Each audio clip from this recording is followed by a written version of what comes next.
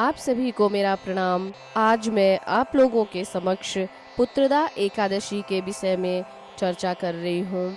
तो सबसे पहले पुत्रदा एकादशी की आप सभी को हार्दिक शुभकामनाएं। सबसे पहले हम बात करते हैं पुत्रदा एकादशी के महात्म्य के बारे में। श्रावण मास के शुक्ल पक्ष की एकादशी को पुत्रदा एकादशी कहा जाता है। इस दिन भगवान जनार्दन की श्रद्धा पूर्वक पूजा की जाती है। भक्ति पूर्वक इस व्रत को करने से सभी मनोकामनाओं की पूर्ति होती है और यह संतान प्राप्ति की इच्छा रखने वालों को यह व्रत अवश्य रखना चाहिए। और जिसके पास संतान है उनके संतान की दिन दुगनी रात चौगुनी वृद्धि होती है। इस वजह से हमें पुत्रदा एकादशी का व्रत श्रद्धा विश्वास पूर्वक करना चाहिए और इसके कथा का श्रवण करना चाहिए। श्रावण मास में यह पुत्रदा एकादशी 8 अगस्त को उदया तिथि में है। उदया तिथि में होने की वजह से 8 अगस्त को हम पुत्रदा एकादशी का व्रत करेंगे, जिसका पारण 9 तारीख को सुबह 5:45 से 8:50 के अंदर हमें कर लेना चाहिए। तो ये तो था पुत्रदा एकादशी कब है उसके महात्म्य के बारे में। अब हम सुनते हैं पुत्रदा एकादशी की कथा। प्राचीन समय में एक बार धर्मराज युधिष्ठिर ने श्रावण शुक्ल पक्ष की एकादशी के बारे में भगवान जनार्दन से प्रश्न किए कि हे प्रभु, श्रावण शुक्ल पक्ष की एकादशी किस नाम से जाना जाता है एवं इसका महात्म्य क्या है।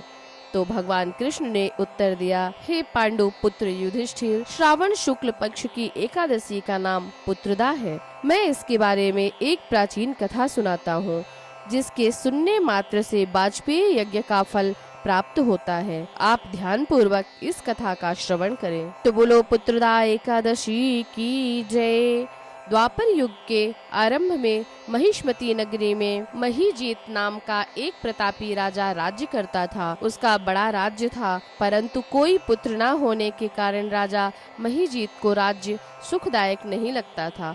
पुत्र प्राप्ति के लिए राजा ने अनेक दान पुण्य यज्ञ हवन आदि उपाय किए, परंतु राजा को पुत्र की प्राप्ति नहीं हुई। वृद्धावस्था आती हुई देखकर राजा अपनी प्रजा के प्रतिनिधियों और विद्वान ब्राह्मणों को बुलाकर कहने लगा, हे प्रजाजनों, मैंने इस जन्म में तो कोई पाप नहीं किया। मेरे खजाने में अन्याय से उपार्जन किया हुआ धन नहीं है और न ही मैंने कभी कोई देव मंदिरों, सदगृहस्थों अथवा ब्राह्मणों का धन छीना है।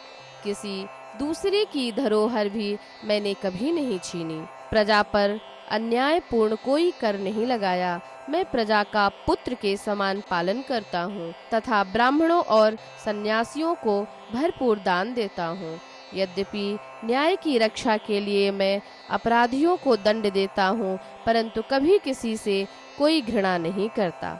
सबको समान मानता हूँ। सज्जनों की सदा पूजा करता रहा हूँ। इस प्रकार धर्म युक्त राज्य करते हुए भी मेरे पुत्र नहीं हैं। इस कारण मैं अत्यंत दुख पा रहा हूँ। इसका क्या कारण है? राजा महीजीत की इस समस्या के निवारण हेतु प्रजा के प्रतिनिधि तथा मंत्रीगण वन में जाकर बड़े बड़े ऋषियों और मुनियों के दर्शन करते हुए किसी विद्वान तपस्वी की तलाश में लग गए।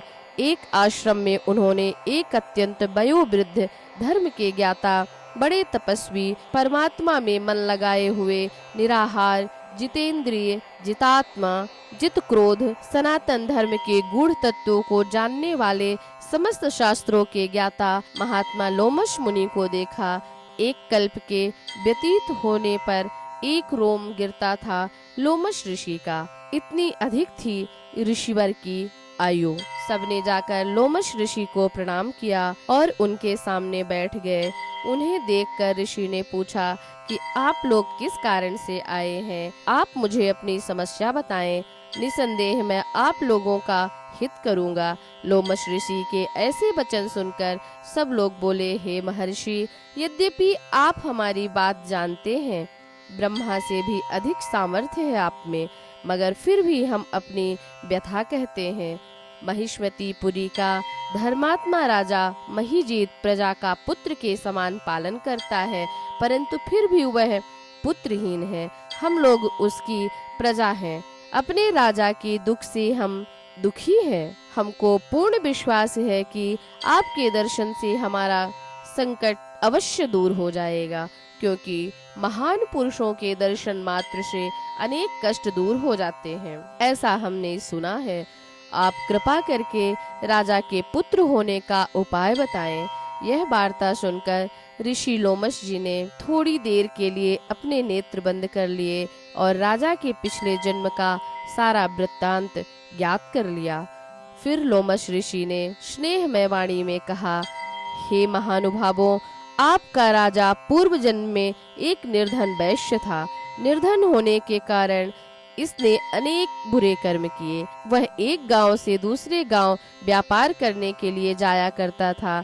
एक समय ज्येष्ठ मास के शुक्ल पक्ष की द्वादशी के दिन मध्याह्न काल के समय, जबकि वह 2 दिन का भूखा प्यासा था, एक जलाशय पर जल पीने गया। उस स्थान पर एक तत्काल ब्याई गौ जल पी रही थी।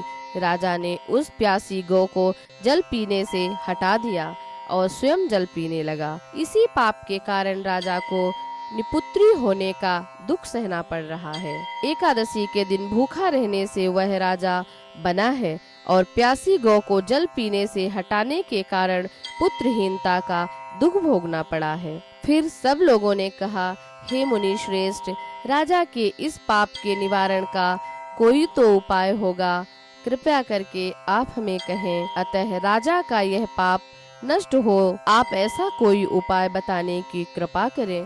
तब लोमश मुनि ने कहा, श्रावण मास के शुक्ल पक्ष की एकादशी को पवित्रा एकादशी या पुत्रदा एकादशी कहा जाता है। इसका व्रत और रात्रि जागरण करने से पूर्व जन्म का किया हुआ सारा पाप नष्ट हो जाता है। राजा को कहना यह व्रत करे और इसके पश्चात उसे पुत्र की प्राप्ति अवश्य होगी।